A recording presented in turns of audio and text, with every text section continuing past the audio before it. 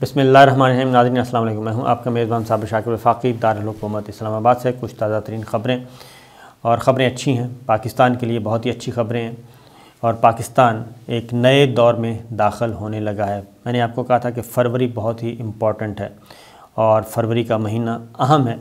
उसका पहला जो किस्त है वो आ चुकी है, वो है दौरा चीन वज़ीर आज़म इमरान ख़ान का। और उस दौरा चीन के दौरान पाकिस्तान ने जो मुआहदे किए हैं उन मुआहदों के नतीजे में पाकिस्तान एक सनती इनकलाब की तरफ बढ़ेगा और 4 इक़्तिसादी ज़ोन जो हैं, इंडस्ट्रियल ज़ोन, इकनॉमिक ज़ोन, जो 4 ज़ोन बनाए गए हैं उसमें अब चीनी कंपनियां भारी भरकम सरमायाकारी करेंगी। कर्ज़ा नहीं होगा, यहाँ पे आके सनतें लगाएंगी और सनतें भी उन शोबों में लगाएंगी जो लिस्ट पाकिस्तान ने तैयार की है, जिसकी ज़रूरत है पाकिस्तान को। और पाकिस्तान में जो ऑलरेडी मसनूआत पाकिस्तान बना रहा है, मुख्तलिफ़ फैक्ट्रियों का पहिया चल रहा है, उनकी जो वैल्यू एडिड होंगी वो जो फैक्ट्रियां हैं उन मसनूआत से मुतालिक लगेंगी। उसमें टेक्सटाइल है, उसमें IT है, उसमें ज़राअत है, उसमें एनर्जी है, उसमें दीगर। दूसरा, इससे जो फ़ायदा, एक रोज़गार तो होना ही होना है, हमारा जो इंपोर्ट बिल है वो कम होगा। और अच्छी ख़बरें इसलिए भी आना शुरू हो गई हैं, एक चीन का विज़िट हुआ, दूसरा IMF के साथ मामला तय पा गए, वहाँ से $1 अरब आया। फौरी तौर पे महंगाई का जो रोया जा रहा था वो सिलसिला रुक गया है। अब आपने देखा होगा कि अपोजिशन भी महंगाई का नाम नहीं ले रही। डॉलर न सिर्फ उसकी कीमत, रुपया मुस्तहकम हो रहा है उसके नतीजे में, बल्कि डॉलर की कीमत गिर रही है, रुपए की बढ़ रही है। और जब से ये $1 अरब आया है उसके बाद से 3 रुपए से 4 रुपए तक डॉलर नीचे जा चुका है। 3-4 रुपए कम रेट हो चुका है उसका, रुपया उसके मुकाबले में तगड़ा हुआ है। पेट्रोलियम प्राइसेस स्टेबल हैं और उसका भी फ़ायदा हुआ है पाकिस्तान को और पाकिस्तानियों को कि पाकिस्तान का जो इंपोर्ट बिल है उसमें कमी आई है और आगे भी आवाम को भी इसका फ़ायदा हो रहा है। चाइना से मैं आपको बता दिया कि चाइना से जो हमारी अब अगली किस्त शुरू होनी है वो है CPEC पार्ट 2। पहले तो इंफ्रास्ट्रक्चर बनाया गया था, सड़कें बनाई गई, तामीरात की गई, कुछ कर्ज़े थे, कुछ तवील दौरानी की, कुछ शॉर्ट टर्म, लेकिन अब मामला उससे आगे हैं। और इन सनतों के लगने से, ये सनतें, ये बात ज़हन में रखिए कि ये सारे का सारे चारों इंडस्ट्रियल ज़ोन जो हैं वो इसी साल के आखिर तक आबाद हो जाएंगे। और चीनी कंपनियों को जो इंसेंटिव दिया गया है वो ये है, प्लग एंड प्ले, आएँ और काम शुरू करें। बाकी जो ज़ाब्ते की कार्रवाई है वो बाद में होती रहेगी, जो NOCs लेने हैं वो बाद में होते रहेंगे। CPEC अथॉरिटी 1 विंडो ऑपरेशन के तहत चीनी कंपनियां आएंगी, सरमायाकारी करेंगी और उससे लाखों लोगों को रोज़गार मिलेगा। और दूसरा, एक और काम भी होने लगा है, ये जहन में रखिएगा कि चाइना जो है वो ट्रेनिंग भी देगा और वो भी लाखों लोगों को ट्रेंड करेगा। स्किल्ड पीपल जो हैं वो प्रोफेशनल तैयार किए जाएंगे, वो भी न सिर्फ अपने मुल्क में बल्कि बैरून मुल्क जाके भी रोज़गार हासिल कर सकेंगे, ये भी जहन में रखिएगा। फरवरी में जो दूसरा काम होना है इसी महीने वो है रेकोडिक का, और वो एक एग्रीमेंट सेटलमेंट हो चुकी इंटरनेशनल ट्रिब्यूनल में। वो रिपोर्ट सबमिट होनी है, जो भी एक तरीक़ाकार है कानूनी और ज़ाब्ते का वो पूरा होना है, जिसके नतीजे में हमारा जो रेकोडिक सोने और तांबे के ज़खायर हैं, जो कि दुनिया का 5वां बड़ा ज़ख़ीरा है सोने का, उस पे काम शुरू हो जाएगा और उसमें 50% आमदनी पाकिस्तान की और 50% होगी रेकोडिक की। ये तय पाया, जबकि 6 से $10 अरब का जो एक पेनल्टी और जुर्माना हुआ था पाकिस्तान को, गैर मुल्की कंपनी गई थी इंटरनेशनल ट्रिब्यूनल में, वो जुर्माना भी वेव ऑफ यानी कि सेटलमेंट होगी। वो एक 6 से $10 अरब का वो फ़ायदा और प्लस 50% प्रॉफिट में पाकिस्तान को हिस्सा मिलेगा। और सिर्फ ये रेकोडिक का ही काम चल जाए तो पाकिस्तान को कहीं से भी ये कर्ज़ा वर्ज़ा लेने की ज़रूरत ही नहीं पड़ेगी, बल्कि पाकिस्तान अमीर तरीन मुल्कों में शुमार होने लगेगा। अगली जो चीज़ है जी वो है सैंडेक में।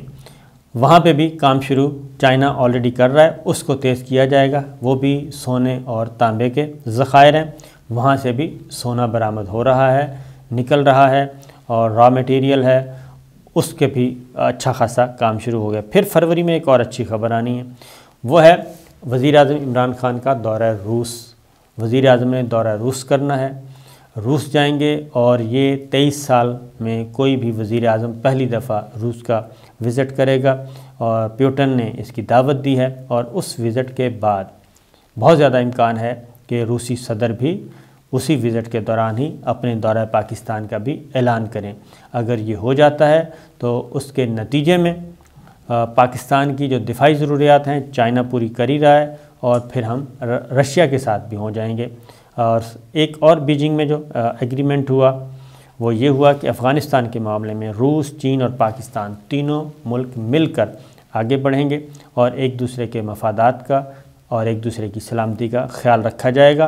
तो ये अफ़गानिस्तान के मामले में नॉन रीजनल प्लेयर्स को यहाँ पे खुल खेलने का मौका नहीं दिया जाएगा। ये अच्छी खबरें पाकिस्तान के लिए जो आ रही हैं और अभी आनी हैं। इसीलिए जी जो सबसे कुर्बानी का मामला है, इसीलिए बलूचिस्तान को फोकस किया हुआ है पाकिस्तान के दुश्मनों ने, और दहशतगर्दों के ज़रिए पाकिस्तान की मुसल्लह अफ़वाज पर बेशुमार हमले हो रहे हैं, और इतने संगीन हमले हो रहे हैं कि आप तसव्वुर नहीं कर सकते। और उसका वाहिद मकसद यही है, मज़मूम मकसद, कि जनाब किसी भी सूरत में पाकिस्तान को ये जो नई पॉलिसी है पाकिस्तान की कौमी सलामती की पॉलिसी, उससे मोड़ा जाए और फुल स्टॉप लगाया जाए, पाकिस्तान को खौफज़दा किया जाए।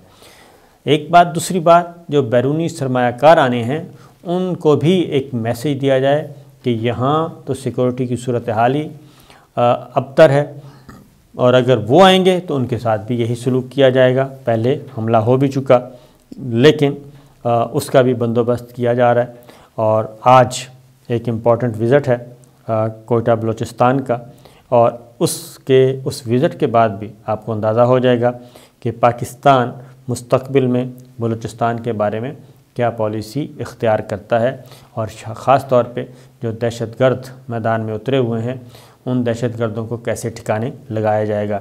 क्योंकि ये सिर्फ़ हमारे मशरक़ी दुश्मनी नहीं, मगरबी सरहदों के भी उस पार कुछ अनासिर ऐसे हैं जो कि नॉन स्टेट एक्टर्स के रोल में ये सब कुछ करवा रहे हैं, और ये घिनौनी साजिश करके पाकिस्तान को निशाना बना रहे हैं। एक और अच्छी खबर वो ये है कि वज़ीर-ए-आज़म इमरान खान जर्मनी का दौरा भी करने वाले हैं, और ये काफ़ी अरसे से दौरा पेंडिंग था, बल्कि 2-3 और मुल्क भी हैं यूरोप से, वो भी पाकिस्तान के वज़ीर-ए-आज़म के दौरे के मुंतज़िर हैं।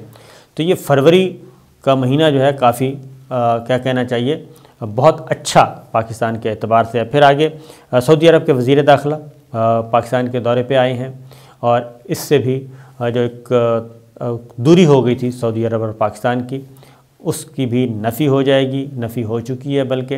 और पाकिस्तान और सऊदी अरब एक बार फिर दो बिरादर इस्लामी मुल्कों की तरह अब आगे बढ़ रहे हैं। एक और ब्रेकिंग ख़बर आई है, और वो ख़बर है अमेरिका और ईरान के दरमियान जो तनाज़ा है, जो शिद्दत है, उसमें कमी आ रही है। और एक अहम ऐलान किया है अमरीकी वज़ीर ख़ारजा ने, अमरीकी इंतज़ामिया ने, अमरीकी हुक्काम ने गुज़श्ता रोज़ ईरान के सिविल जौहरी प्रोग्राम पर अमरीका की जो पाबंदियाँ हैं उनमें नरमी कर दी है। और ये इक़दाम 2015 के जौहरी मुआहदे की बहाली से मुताल्लिक़ मुज़ाकरात के नतीजे में सामने आया है। बज़ाहिर लग रहा था कि ईरान का मामला जो है वो पॉइंट ऑफ नो रिटर्न तक चला गया है, लेकिन ये ब्रेकिंग न्यूज़ ये बता रही है कि अमरीका के मुज़ाकरातकार जो हैं, यानी कि जो मुज़ाकरात कर रहे हैं, वो वियना इजलास में शिरकत के लिए रवाना हुए हैं। तो दूसरी जानिब अमेरिका के सेक्रेटरी ख़ारजा यानी कि अमरीकी वज़ीर ख़ारजा एंटी ब्लिंकन ने 2015 के जौहरी मुआहदे के तहत ईरान पर से पाबंदियां जो हैं वो नरम कर दी गई हैं, और छूट एटमी प्रोग्राम से मुतालिक, जौहरी प्रोग्राम से मुतालिक जो छूट थी वो बहाल कर दी है।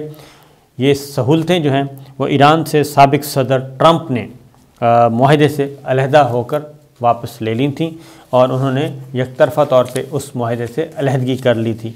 ये काफ़ी अरसे से काम चल रहा था, बैकडोर चैनल पे मुज़ाकरात भी हो रहे थे और इस दौरान ईरान ने भी कुछ खैर सगाली के जज्बे के तहत 4 अमरीकी शहरियों की रिहाई भी की थी और इसलिए ये सब कुछ हुआ है। और गुज़श्ता रोज़ इन पाबंदियों में नरमी का ऐलान किया गया, जबकि बज़ाहिर देखा जा रहा था कि हालात काफ़ी ख़राब हैं। अब इससे एक चीज़ सामने आती है, वो ये है कि जो हौसी बागियों के बारे में इल्ज़ाम ये लगाया जाता है हौसी बागियों के बारे में कि उनको ईरान सपोर्ट कर रहा है, और हौसी बागी जो हैं एक तरफ तो वो निशाना बना रहे हैं यूएई में अमरीकी फ़ौजी अड्डों को, अमरीकी फ़ौजियों को, ये ख़बरें आ रही थीं। और फिर हौसी बागियों को दहशतगर्दों की लिस्ट से भी निकाल दिया गया, उनको दहशतगर्द तंजीम भी नहीं डिक्लेयर किया जा रहा। बार बार सऊदी अरब, यूएई और दीगर मिडल ईस्ट के अहम ममालिक जो हैं वो मुतालबा कर रहे हैं और उनको नहीं दहशतगर्दों की फ़हरिस्त में डाला जा रहा और उनको जो इमदाद मिल रही है उसको भी नहीं रोका जा रहा। एक तरफ ये है, और अगर वो मौक़िफ़ दुरुस्त है कि हौसी बागियों को ईरान सपोर्ट कर रहा है तो फिर ईरान को पर तो पाबंदियाँ सख्त करनी चाहिए, लेकिन इसके बरक्स ईरान को छूट दे दी गई है। अच्छी बात है, हम भी यही चाहते हैं कि किसी भी मुल्क पे किसी भी किस्म का तसल्लुत नहीं होना चाहिए, लेकिन ये तज़ादात जो हैं ये मफादात अपनी नौइयत के। इससे पहले जी ईरान के मामले में अमरीकी सदर और इसराइली वज़ीर-ए-आज़म के दरमियान बातचीत हुई और अमरीकी सदर जो बाइडन ने इसराइली वज़ीर-ए-आज़म नफ्ताली के साथ बात की और 1 पॉइंट एजेंडा था ईरान का कि ईरान से हम जौहरी पाबंदियाँ ख़त्म कर रहे हैं, छूट दे रहे हैं, और इसलिए उन्होंने इसराइल के वज़ीर-ए-आज़म को भी एतमाद में लिया। जबकि इसराइल जो है वो बिल्कुल अपोज़िट, इंतहा पसंदी की तरफ, वो इंतहा पसंदी का जो फ़ैसला है वो लेके बैठा है कि अमेरिका के साथ जो भी हो जाए, मुज़ाकरात कामयाब हों ना हों, इसराइल इंडिपेंडेंटली अपना फ़ैसला करेगा और ईरान के जौहरी प्रोग्राम जो हैं, जौहरी तनसीबात हैं, उनको निशाना बनाएगा, उनको तबाह करेगा। एक और इंकशाफ हुआ है अमरीकी सदर बाइडन और इसराइली वज़ीर-ए-आज़म की गुफ्तगू के दौरान, और ये साबित हो गया है कि जो पिछले साल लड़ाई हुई थी हमास की और इसराइल की, और इसमें जो हमले किए गए थे हमास की तरफ से, तो इसराइल का जो एक क्या कहना चाहिए मिथ थी कि उन्होंने अपना फ़िज़ाई सारा फ़िज़ाई हिफाजत के लिए आयरन डोम सिस्टम लगाया हुआ है, जिसमें जो भी मिसाइल आएगा वो तेल अवीव के अंदर दाखिल नहीं हो सकेगा। वो फ़िज़ा में ही ऐसा सिस्टम है, आयरन डोम सिस्टम कहा जाता है, कि वो वहीं पे तमाम के तमाम मिसाइल नाकारा हो जाएंगे।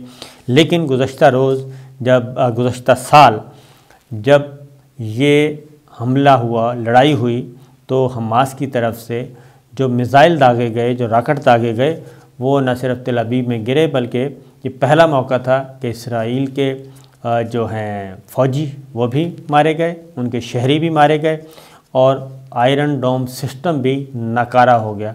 तो अब जो अमेरिकन प्रेसिडेंट के दरमियान और इसराइली वज़ीर-ए-आज़म के दरमियान जो गुफ्तगू हुई है, उसमें अमेरिका ने कहा है कि जी इसराइल का जो आयरन डोम सिस्टम है उसको दोबारा तैयार करने में अमेरिका मुकम्मल मदद करेगा, क्योंकि ये सिस्टम नॉन फंक्शनल हो गया था, या कहना चाहिए बर्बाद हो गया था जब ये पिछले साल लड़ाई हुई है।